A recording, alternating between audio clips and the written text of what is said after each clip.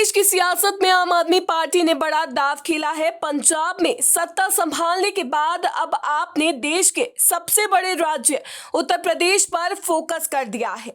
राज्यसभा सांसद संजय सिंह अब सरयू से संगम तक 180 किलोमीटर की पदयात्रा पर निकल पड़े हैं। ये यात्रा भगवान राम की नगरी अयोध्या से शुरू हुई। वहीं अयोध्या जो बीजेपी की सियासत की धुरी रही है, लेकिन अब यहां से उठ रही है एक नई आवाज, रोजगार दो, सामाजिक न्याय दो।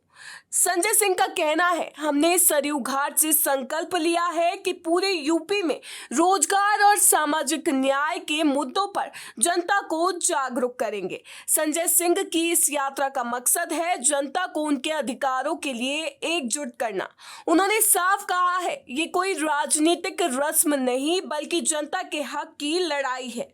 संजय सिंह ने दो बड़े मुद्दों को इस यात्रा की नींव बनाया है। पहला, रोजगार और किसानों की समस्या। उन्होंने कहा कि यूपी बेरोजगारों की राजधानी बन चुका है, सरकारी भर्तियां रुकी है, परीक्षाएं लटकी है, किसान अपनी उपज का सही दाम पाने के लिए संघर्ष कर रहा है। दूसरा बड़ा मुद्दा है सामाजिक न्याय की मांग। संजय सिंह का कहना है कि जब तक समाज के हर वर्ग को बराबरी का हक नहीं मिलेगा, तब तक प्रदेश आगे नहीं बढ़ सकता। अयोध्या से सरयू तट से रोजगार दो, सामाजिक न्याय दो नारे के साथ इस पदयात्रा की शुरुआत हुई और आपने देखा होगा कि कितनी बड़ी संख्या में लोगों ने इस पदयात्रा में हिस्सा लिया। मैं फिर दोहरा रहा हूँ, इस पदयात्रा का मकसद जो किसान आज बेरोजगार हैं उनको जगाने का और उनको साथ लाने का है।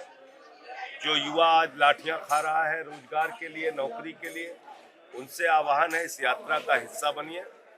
और जो लोग अभी तक अनियमित हैं, चाहे शिक्षा मित्र हों, आशा बहुएं हों या आंगनबाड़ी हों, शिक्षा अनुदेशक हों, आइए इस यात्रा में शामिल होके अपनी आवाज को बुलंद कीजिए। और दूसरा विषय है सामाजिक न्याय का।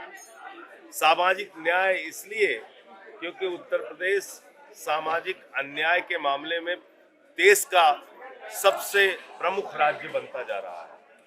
कहीं हम देखते हैं मंदिर में एक बुजुर्ग पासी समाज के व्यक्ति से पेशाब चटवाई जाती है, कहीं हम देखते हैं किसी का सिर मुड़वा दिया जाता है कथावाचक का, कहीं हम देखते हैं घोड़ी पे नहीं चढ़ने दिया जाता है, कहीं हम देखते हैं हरिओम वाल्मीकि की मॉब लिंचिंग हो जाती है। तो आज प्रदेश में जिस तरह से नफरत की राजनीति मोदी योगी की डबल इंजन की सरकार फैला रही है, जिसमें कि समाज के दलित, पिछड़े और मुसलमान वर्ग के ऊपर खास तौर से अत्याचार किया जा रहा है, उसको भी हम मुद्दा बना रहे हैं और इस यात्रा के माध्यम से अपनी आवाज उठा रहे हैं। आप दूसरे दिन की यात्रा निकाल चुके हैं, आप कहाँ यात्रा? आज यात्रा का पड़ाव जो है वो बीकापुर में होगा और यहाँ से अभी थोड़ी देर में यात्रा निकलेगी। लेकिन सांसद जी, आपने अयोध्या से यात्रा शुरू की। सत्ताधारी पार्टी के नेता कह रहे हैं कि अयोध्या से प्रेम लेकिन राम से बैर है आम आदमी पार्टी। देखिए, ऐसा है, वो तो राम के आदर्शों को मानते नहीं, वो तो रावण के आदर्शों पे चल रहे हैं। देश की जनता को लूटने का काम, अडानी की दलाली करने का काम, देश की संपत्ति बेचने का काम, भारत माता की सुरक्षा के साथ अग्निवीर जैसी योजना लाके खिलवाड़ करने का काम, ये कौन कर रहा है?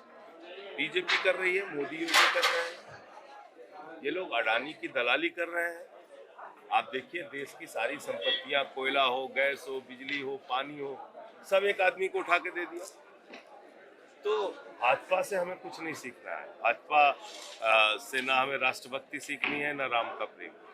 बता दें, 180 किलोमीटर लंबी ये यात्रा अयोध्या से प्रयागराज तक चलेगी। रास्ते में आम आदमी पार्टी कार्यकर्ता गांव-गांव, कस्बों-कस्बों में युवाओं और किसानों से संवाद करेंगे। पार्टी ने इसके लिए एक विशेष गीत भी लॉन्च किया है, मैं देश बचाने निकला हूँ। रामचरितमानस की चौपाई क्या कहती है? सब नर करहिं परस्पर प्रीति, सारे लोग आपस में प्यार से रहें। ये रामचरितमानस की चौपाई है। हिंदू धर्म क्या कहता है?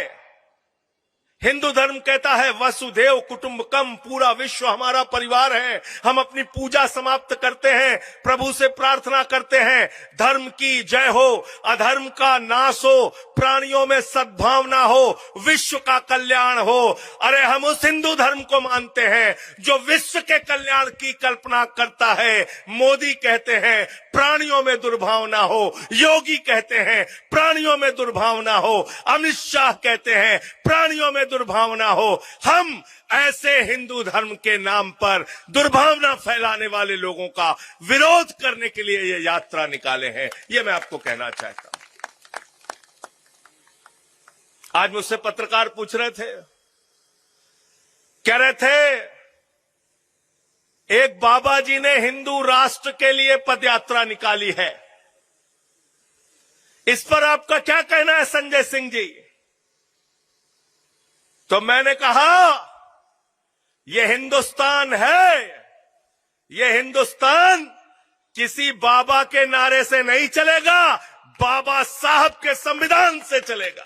बाबा साहब अमर रहे, अमर रहे, बाबा साहब अमर रहे, अमर रहे, अमर रहे। और ये सवाल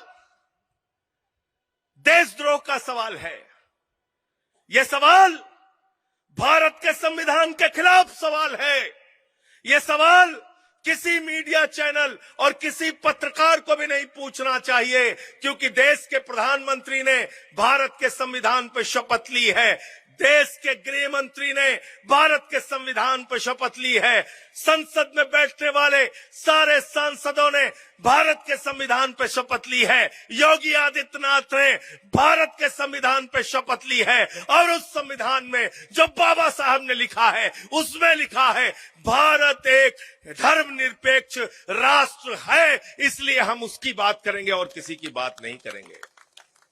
गलत तो नहीं कह रहा हूं, गलत तो नहीं कह रहा हूं। अगर संविधान में लिखा है भारत एक धर्मनिरपेक्ष राष्ट्र है, तो मोदी उसी संविधान पे हाथ रख के शपथ लिए हैं ना? क्यों राजेश जी, कानपुर के हमारे जो नेता है, लिया नहीं लिया है? आशुतोष सेंगर जी हमारे साथी हैं, उन्होंने भी बड़ी मेहनत की, सुफियान भाई हमारे हैं। साथियों, अगर उस संविधान में लिखा है कि भारत एक धर्मनिरपेक्ष राष्ट्र है, तो किसी भी बाबा को कोई दूसरी बात कहने की इजाजत नहीं है, किसी मोदी और योगी को कोई दूसरी बात करने की इजाजत नहीं है। ये देश किसी बाबा के नारे पर नहीं चलेगा, बाबा साहब के संविधान से चलेगा। गलत तो नहीं कह रहा भाई? मंजूर है सबको ये बात? हाथ उठा के बताइए, मंजूर है ना? संजय सिंह संघर्ष करो, हम तुम्हारे साथ हैं। संजय सिंह संघर्ष करो, हम तुम्हारे साथ हैं। और हम तो कह रहे हैं कि सामाजिक न्याय दो, क्योंकि उत्तर प्रदेश में सामाजिक अन्याय हो रहा है। और याद रखना, गलती से अगर हिंदू राष्ट्र बन गया तो क्या कहेंगे? कहेंगे तालाब में पानी, तालाब में पानी।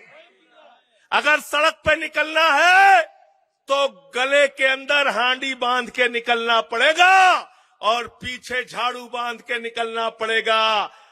अगर हिंदू राष्ट्र की बात करोगे तो याद कर लेना, ये जो समाज में भेदभाव फैलाने वाले लोग हैं, इन्होंने अभी तो जब इस देश का संविधान चल रहा है तब ये पासी समाज के एक बुजुर्ग को, 80 साल के बुजुर्ग को मंदिर में पेशाब चटवा रहे हैं। अगर गलती से इनके कल्पना का राज्य बन गया तब तो किसी का निकलना भी मुश्किल हो जाएगा। इसलिए हमको धर्मनिरपेक्ष राष्ट्र चाहिए, हमको हिंदू, मुस्लिम, सिख, ईसाई, किसी जाति, किसी धर्म के नाम पे राष्ट्र नहीं चाहिए।